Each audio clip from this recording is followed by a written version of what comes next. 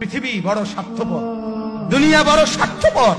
দুনিয়া কাউরে জায়গা দেয় না, দুনিয়া কাউরে জায়গা দেয় না। এত মজবুত পাইলিং করে যেই বিল্ডিং বানাইলাম, দুনিয়া তারে থাকতে দেয় না। যা বেটা যা, যা তুই লাঠি দিয়া বাইক করে যা, কবরে যা, কবরে যা। দুনিয়া কাউরে থাকতে দেয়। দুনিয়া কত ক্ষমতা ধরকে মাটির নিচে ফেলায় দিছে, দুনিয়া কত সম্পদ আলাকে মাটির নিচে ফেলে দিছে, দুনিয়া কত সুন্দরী নারীকে মাটির নিচে ফেলায় দিছে, মাটির সাথে রেজা রেজা করে ফেলছে। আজ আর চেহারা নাই, আজ আর রূপ নাই, আজ আর যৌবন নাই, আজ আর ক্ষমতা নাই। এমন বাদশা ছিল পৃথিবীতে যার হাতের আঙ্গুলের ইশারায় মানুষের গর্দান উড়াইয়া দিত, যার হাতের ইশারায় উঠত মানুষ, বসত মানুষ। আজ বাদশারা নাই, আজ সম্পদওয়ালারা নাই, আজ মালওয়ালারা নাই। দুনিয়া কাউরে থাকতে দেয় না, কাউরে না দোস্ত, কাউরে দেয় না। দুনিয়া দাদারে আমার থাকতে দেয় নাই। আমার দাদারে আমি দেখছি, আজ আমার দাদা নাই। আমার নানারে আমি দেখছি, আমার নানা নাই। আমার দাদিরে আমি দেখছি, আমার দাদি নাই। আমার নানিরে আমি দেখছি, আমার নানি নাই। আমার বাবারে আমি দেখছি, 14 লক্ষ টাকা বাবার পেনশনের আমি সব ডাক্তারের পিছনে খরচ করে ফেলছি, বাড়ির ফসলের জমি বিক্রি করে ফেলছি।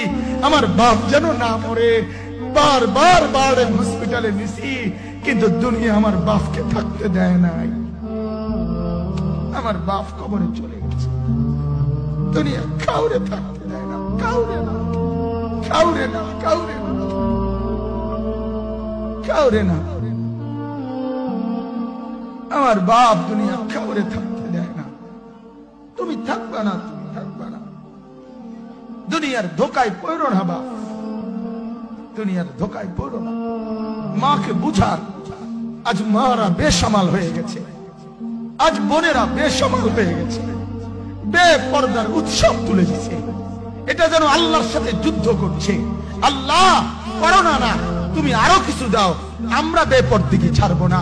যুবক ছেলেগুলো যেন বলতেছে, আল্লাহ তুমি করোনা দেওয়ার চাই দাও, অশ্লীল ছবি দেখা, ফেসবুকে নর্তকী দেখা, আমরা ছাড়বো না।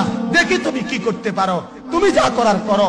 দোকানদার ব্যবসায়ীরা হারামের লেনদেন করা বন্ধ করছে না, সুদখোর সুদ ছাড়ছে না, ঘুষখোর ঘুষ ছাড়ছে না, নাফরমান আর জিনাকার ব্যভিচারী এরা কেউ কিছু ছাড়ছে না। বেহায়ার বেপর্দা নারী তার অশ্লীলতার বেহায়াপনা ছাড়ছে না। মুসলমান তার ঘরে টেলিভিশনের নর্তকীর আওয়াজ তো বন্ধ করছে না। হায় করোনা কিভাবে যাবে, আযাব কিভাবে যাবে বলেন, বলেন, বলেন আপনারা।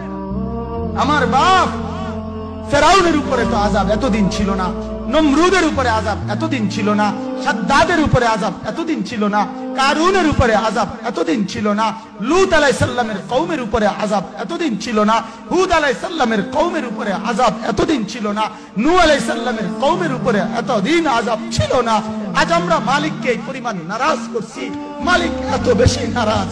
আজ 1 বছর হয়ে গেছে, 1 বছরের চাইতে বেশি হয়ে গেছে, কই করোনার মহামারীর আযাব তো যাচ্ছে না, গেছে গা। মানে আমাদের লক্ষ লক্ষ বাচ্চার পড়ালেখা বন্ধ, এরা নষ্ট হওয়ার চূড়ান্ত পর্যায়ে পৌঁছে গেছে। মোবাইল এদেরকে শেষ করে দিছে। লক্ষ লক্ষ ছেলে।